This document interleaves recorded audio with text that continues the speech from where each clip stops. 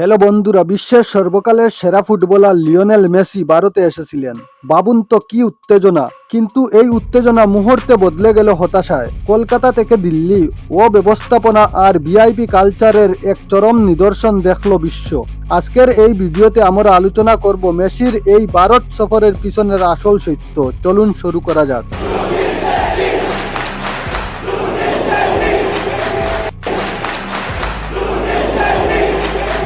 বিশ্বের অন্যতম সেরা ফুটবলার মেসি গত কয়েকদিন ভারতেই ছিলেন, আর কয়েকদিনের মধ্যেই তিনি ভারতের আসল স্বাদও পেয়ে গেলেন। সল্ট লেক কলকাতায় চরম ভিড় ও অব্যবস্থাপনা, মুম্বাইতে বলিউড তারকা, দিল্লিতে প্রচুর কুয়াশা আর দূষণ, এবং সবশেষে জামনগরে আম্বানি পরিবারের ক্ষমতাও দেখলেন। টাসা শিডিউল থাকা সত্ত্বেও মেসি এবং তার ইন্টার মায়ামি, সুতির্ণ সুয়ারেজ এবং ডিপল ভারতের 4টি ভিন্ন শহরে গিয়েছেন তাদের ভক্তদের সাথে দেখা করতে। কলকাতা, হায়দ্রাবাদ, মুম্বাই এবং দিল্লিতে ইভেন্ট আয়োজন করা হয়েছিল। তাকে এক ঝলক দেখার জন্য সব জায়গায় হাজার হাজার মানুষ জড়ো হয়েছিল। ভক্তরা তাকে দেখার জন্য পাগল হয়ে যাচ্ছিল। মেসির জনপ্রিয়তা সর্বজন বিদিত, শুধু সম্ভবত যারা তার ভারত সফরের আয়োজন করেছিলেন তারা বাদে, এবং বিশেষ করে কলকাতার আয়োজকরা সম্ভবত মেসি সম্পর্কে কিছুই জানতেন না।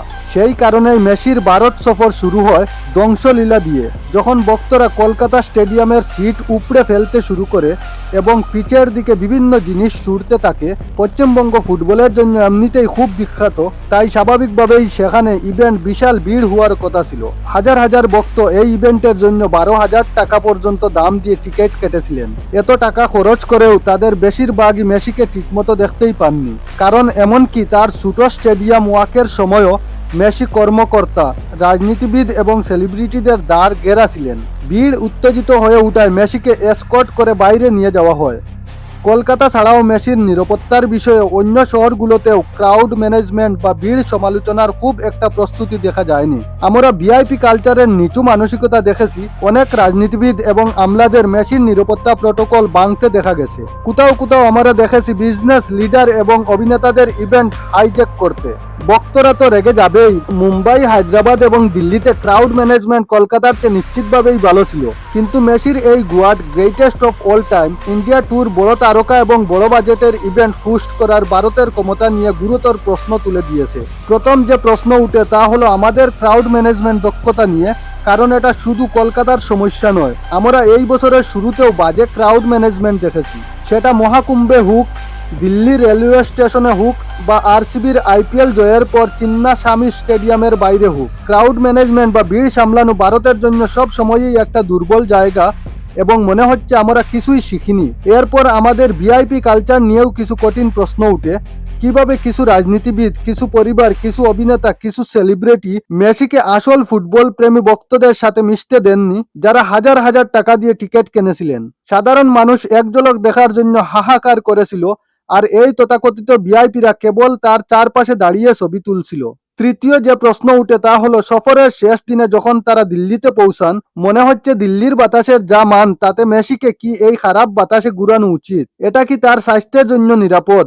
বাবুন, জাতীয় রাজনীতিতে এই প্রশ্নগুলো তোলা হচ্ছে। এখন এই প্রশ্ন স্টেডিয়ামে মেসির ভক্তরা সরাসরি রেখা গুপ্তাকেও জিজ্ঞাসা করেছিলেন। চতুর্থ প্রশ্ন হলো পার্সোনালিটি কাল্ট এবং বড় বাজেটের ইভেন্ট বাদ দিলে ফুটবলের মতো খেলা কি সত্যিই ভারতে এতটা উন্নত হয়েছে যতটা আমরা ফুটবলারদের ঘিরে হাইপ এবং তাদের নিয়ে উন্মাদনা দেখতে পেলাম? যদি না হয়ে থাকে তাহলে গ্যাপটা কোথায় এবং সেটা পূরণ করা যায় কিভাবে? এবং সবশেষে এমন একটা সময়ে যখন ভারত অলিম্পিকের মতো বড় স্পোর্টিং ইভেন্ট আয়োজন করার আশা করেছে, যেখানে আমরা একজন মেগাস্টারের সফর ঠিকমতো সামলাতে পারছি না। মনে রাখবেন, F1 এবং মোটোজিবি ইভেন্ট আমাদের দেশে আগেই হয়েছে, কিন্তু তারা আর আমাদের দেশে ফিরে আসছে না। এখন আমরা মেসির সফরটাও গেটে দিলাম, সুতরাং নিশ্চিতভাবে আন্তর্জাতিক স্তরে একটা লজ্জা বা এম্বেসমেন্ট হয়েছে।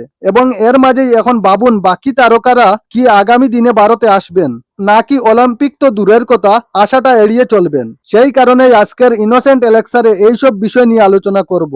আমরা সমাধান খোঁজার চেষ্টা করব, কিন্তু তার আগে চলুন চট করে দেখে নেওয়া যাক মেসির ট্যুরে ঠিক কি হয়েছিল। 13ই ডিসেম্বর মেসি এবং তার ইন্টার মায়ামি সতীর্থরা রাত 2:30 কলকাতায় পৌঁছান। আর ভাবুন তো কতটা ফ্যান্ডম এবং উন্মাদনা থাকলে তারা আসার কয়েক ঘন্টা আগে থেকেই এটা চলছে সারা রাত ধরে। মানুষ কলকাতার রাস্তায় লাইন দিয়ে দাঁড়িয়েছিল মেসির এক ঝলক দেখার আশায়। ভাষায় জুড়ো হয়েছিল।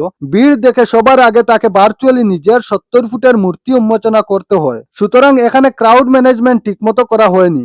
এর ঠিক পরেই তিনি একটি বড় 5 স্টার হোটেলে যান, যেখানে তিনি বলিউড অভিনেতা শাহরুখ খানের সাথে দেখা করেন। মোহনবাগান সুপার জায়ান্টসের মালিক সঞ্জীব গোয়েঙ্কার সাথে দেখা করেন। সেখানে ক্রাউড ম্যানেজমেন্ট একদম ঠিকঠাক ছিল। তারপর সময় আসে কলকাতায় আইকনিক সল্টলেক স্টেডিয়ামে তার ভক্তদের সাথে দেখা করার। এখানে উপস্থিতি ভক্তরা এই ফুটবল কিংবদন্তি দেখার জন্য হাজার হাজার টাকার টিকিট কিনেছিলেন। 80,000-এর বেশি ধারণ ক্ষমতার এই স্টেডিয়ামটি ছিল কানায় কানায় পূর্ণ। পরিকল্পনা ছিল মেসি স্টেডিয়ামের একটা লাভ বা চক্কর দেবেন, কিন্তু এখান থেকেই পরিস্থিতি খারাপ হতে শুরু করে।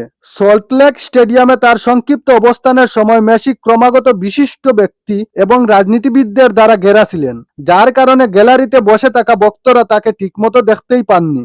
ধীরে ধীরে তাদের হতাশা বাড়তে থাকে এবং কিছু বিক্ষুব্ধ ভক্ত কর্মকর্তাদের বিরুদ্ধে বু করতে শুরু করে।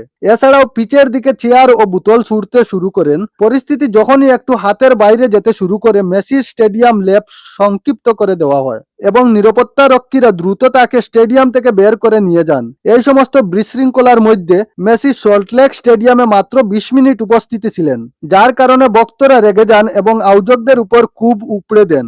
মমতা বন্দ্যোপাধ্যায় পরিস্থিতি প্রায় সঙ্গে সঙ্গেই বুঝতে পেরে প্রকাশ্য ক্ষমা চান। তিনি স্টেডিয়ামে অব্যবস্থা নিয়ে বিস্ময় ও দুঃখ প্রকাশ করেন। মেসি এবং তার ভক্তদের কাছে ক্ষমা চান এবং পুরো ঘটনার তদন্তের জন্য একটি তদন্ত কমিটি ঘোষণা করেন। পুলিশের মতে কলকাতা ইভেন্ট অর্গানাইজারকে গ্রেপ্তার করা হয়েছে। নগর আদালত শতদ্র দত্তকে 14 দিনের পুলিশি হেফাজতেও পাঠিয়েছে। কিন্তু দুর্ভাগ্যবশত ততক্ষণে ক্ষতি যা হওয়ার হয়ে গেছে। 2011 সালের পর মেসি প্রথমবার ভারতে এলেন এবং প্রথম ইভেন্টটি ভারতের জন্য এক গ্লোবাল এম্বেসমেন্ট বা বিশ্বব্যাপী লজ্জার কারণ হয়ে দাঁড়িয়েছে। এই খবর বিশ্বজুড়ে শিরোনাম হয়েছে এবং সারা বিশ্বে তার ভক্তরা সোশ্যাল মিডিয়ায় আমাদের নিয়ে ঠাট্টা করেছে। যাই হোক, মেসির আগমনের পর আমরা কলকাতায় যে ক্রাউড ম্যানেজমেন্ট বা ভিড় অব্যবস্থাপনা দেখলাম তা কিন্তু অপ্রত্যাশিত ব্যর্থতা ছিল না। আসলে শহরের খেলাধুলার ইতিহাসে অত্যন্ত দুবার এমন ঘটনা ঘটেছে। আগেই ঘটনাটি ঘটেছিল 1977 সালে, যখন ফুটবল কিংবদন্তি পেলে কলকাতায় এসেছিলেন। তিনি ইডেন গার্ডেন্সে এসেছিলেন।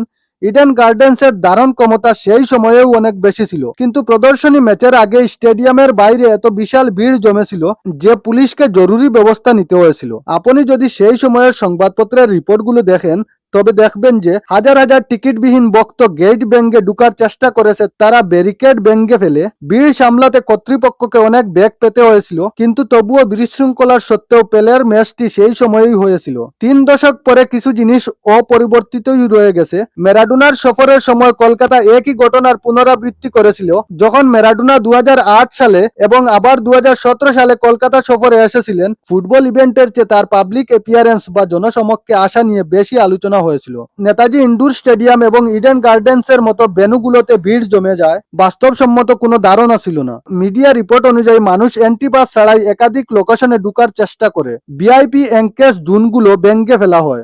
ম্যারাডোনার কনভয় সেলফি তোলার জন্য থামানো হয়, যার ফলে ট্রাফিক এবং নিরাপত্তা দুটোই পঙ্গু হয়ে যায়। উভয় ক্ষেত্রেই একটি সাধারণ ফ্যাক্টর রয়েছে, ফুটবলের সাথে কলকাতার আবেগপূর্ণ সম্পর্ক।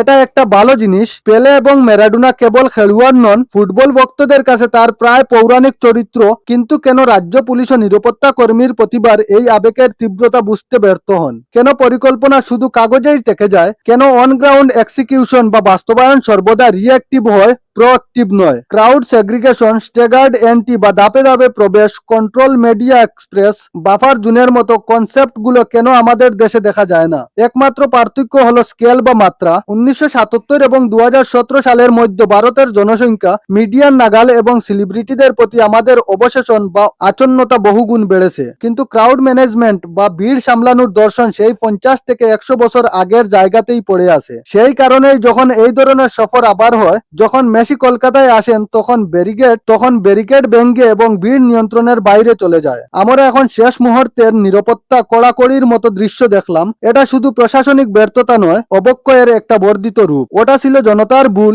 এবার চলুন আরো বড় ভুলের দিকে যাওয়া যাক। গ্লোবাল স্পোর্টিং ইভেন্ট বা বিশ্বমানের ক্রীড়া ইভেন্টগুলোর একটি মৌলিক নীতি আছে, আয়োজক অদৃশ্য থাকে, ইভেন্ট দৃশ্যমান হয়। স্পটলাইট আর্টলিটের উপর থাকে, খেলার উপর থাকে, মানুষের অভিজ্ঞতার উপর থাকে। আয়োজকের কাজ হলো ব্যাকগ্রাউন্ডে বা আড়াল থেকে সুষ্ঠু পরিচালনা নিশ্চিত করা, সামনে তাকা নয়। ভাবতে এই সমীকরণটি প্রায়ই উল্টে যায়। ইভেন্টের চেয়ে আয়োজক বেশি দৃশ্যমান হয় এবং অ্যাথলিট বা খেলোয়াড় কখনো কখনো পার্শ্ব চরিত্র বা সাইড ক্যারেক্টার হয়ে যান। কলকাতা থেকে বেরোনোর পর অন্য শহরগুলোতে মেসির ইভেন্টগুলিতে আমরা বিশেষ করে এই নির্দিষ্ট দিকটা দেখেছি। হায়দ্রাবাদ এবং মুম্বাইতে ক্রাউড ম্যানেজমেন্ট নিশ্চিতভাবেই ভালো ছিল, কিন্তু এখানে ভক্তদের সমস্যা ভিড় ছিল না, ছিল ভিআইপিরা। অভিনেতা, রাজনীতিবিদ, তাদের পরিবার, তাদের সবাইকে মেসির কাছে যাওয়ার অনুমতি দেওয়া হয়েছিল, তাদের সেই অধিকার ছিল।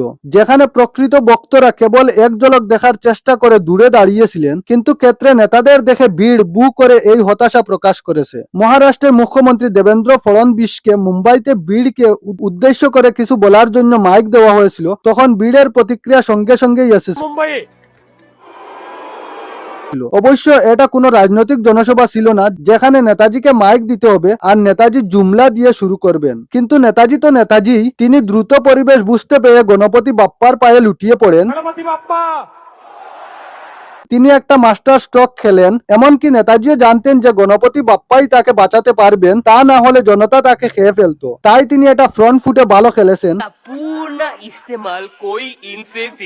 গণপতি বাপ্পার আড়ালে লুকিয়ে মুখ্যমন্ত্রী তার সম্মান কিছুটাই রক্ষা করেছিলেন, কিন্তু তার স্ত্রী ট্রোলিং থেকে রেহাই পাননি। সোশ্যাল মিডিয়ায় ফুটবল ভক্তরা মেসির আশেপাশে অমৃত ফড়নবিশের আচরণ লক্ষ্য করেছেন। ম্যাডাম চুইংগাম চিবোচ্ছিলেন, সবাইকে ঠেলে সরিয়ে দিচ্ছিলেন এবং মেসির সাথে এমনভাবে ফটো ও সেলফি তুলেছিলেন যেন মেসি উনার সাথেই দেখা করতে এসেছেন। মুম্বাইয়ের মানুষ এবং নেটিজেনরা সোশ্যাল মিডিয়ার বলিউড অভিনেতাদের ট্রোল করে